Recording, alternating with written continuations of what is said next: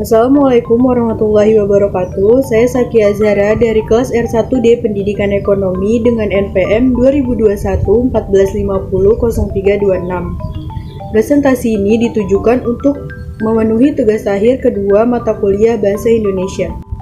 Saya akan mempresentasikan mengenai unsur-unsur pendidikan. Unsur-unsur pendidikan ada 7. Yang pertama, pendidik. Yang kedua, peserta didik. Yang ketiga, alat pendidikan dan pola asuh. Yang keempat, tujuan pendidikan. Yang kelima, materi pendidikan. Yang keenam, situasi pendidikan. Dan yang terakhir, lingkungan pendidikan. Di sini saya akan menjelaskan yang pertama ada pendidik. Istilah pendidik mengandung makna yang cukup luas. Seperti yang kita ketahui, pendidik merupakan tenaga kependidikan yang berkualifikasi sebagai dosen, guru, instruktur, dan lain sebagainya. Pendidik harus dapat menularkan moralitas kepada peserta didik. Pendidik juga harus mampu mengevaluasi peserta didik, mengeksplorasi peserta didik, dan mengaktifasi peserta didik agar menjadi pendidik yang baik. Namun kesimpulannya, pendidik merupakan orang dewasa yang dengan sengaja mempengaruhi peserta didik agar meraih kedewasaan. Kunci keberhasilan usaha seorang pendidik yaitu yang memiliki kewibawaan dan kompetensi dalam menularkan moralitas kepada peserta didik. Kewibawaan di sini artinya memiliki kelebihan jasmani dan rohani atau fisik maupun mental, yang memiliki sifat ikhlas tanpa pamrih dan juga tanpa rasa takut. Kewibawaan di sini dimaksudkan agar peserta didik menjadi segan atau bahkan takut kepada pendidik. Kewibawaan fisik yaitu harta, jabatan, pangkat, dan sebagainya. Kewibawaan rohani yaitu yang berkaitan dengan kelebihan mental atau kepribadian yang memiliki hati yang tajam, serta menguasai iptek dan terampil serta religius. Kemudian kompetensi di sini dimaksudkan tenaga pendidik yang sudah berkompetensi, itu berarti sudah siap dan mampu menjadi tenaga kependidikan nantinya. Kemudian tugas utama seorang pendidik yang berkaitan dengan pengembangan budaya berkaitan dengan trikon. Yang pertama, konsentrasi.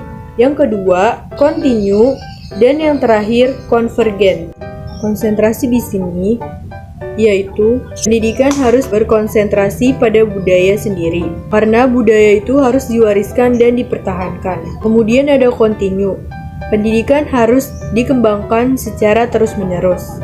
Kemudian yang terakhir, konvergen. Dalam pengembangannya, budaya bisa digabungkan atau globalisasi dengan budaya manapun, tetapi harus berciri, berkarakter, dan berpribadi Indonesia. Selanjutnya ada peserta didik. Menurut Undang-Undang Dasar Negara Republik Indonesia Nomor 20 Tahun 2003 Bab 1 Pasal 1 Ayat 4 mengatakan, peserta didik adalah anggota masyarakat yang berusaha mengembangkan potensi diri melalui proses pembelajaran yang tersedia melalui jalur, jenjang, dan jenis pendidikan tertentu. Peserta didik di sini merupakan subjek didik yang sedang tumbuh dan berkembang, yang butuh bimbingan dan perlakuan manusiawi, bukan tindak kekerasan baik fisik maupun psikis, dan juga harus mampu mandiri dan mau berubah, siap berubah, dan mampu merubah lingkungan. Kemudian yang ketiga ada alat pendidikan. Seperti yang kita ketahui, alat pendidikan atau alat pembelajaran berbentuk fisik yaitu seperti buku, alat tulis, dan sebagainya. Tetapi di sini alat pendidikan meliputi reinforcement atau penguat dan hypnoparenting atau pola asuh. Contoh penguat yang bersifat positif yaitu seperti ajakan, nasihat, contoh atau teladan, dan pujian. Kemudian penguat yang bersifat negatif seperti teguran, peringatan, larangan, pembatasan, dan hukuman.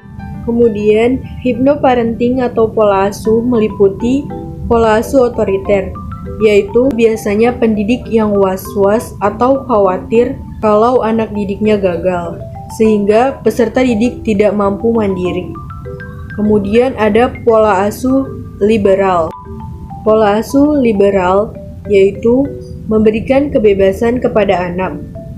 Memberikan kebebasan di sini yaitu membiarkan anak, sehingga peserta didik menjadi manja dan bisa bertindak tanpa kendali hati.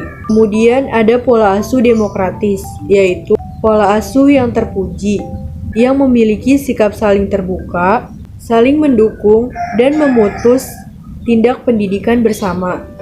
Dan yang terakhir, Indonesia menganut pola asuh Ki Hajar Dewantara, yaitu Ing Ngarso Sung Tulodo, Ing Madyo Mangunkarso Tuturi Handayani. Kemudian ada tujuan pendidikan. Sesuai dengan sifat ilmu pendidikan yang normatif, tujuan pendidikan juga bersifat normatif.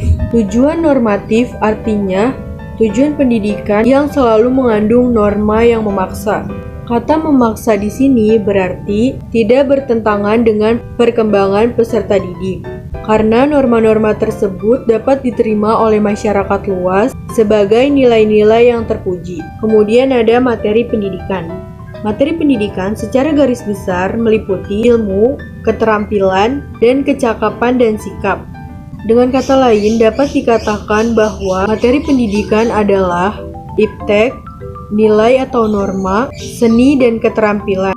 Seluruhnya dapat diganti bahwa materi pendidikan adalah agama dan budaya, karena budaya berasal dari kata etika, logika, estetika, dan praktika. Kemudian, situasi pendidikan.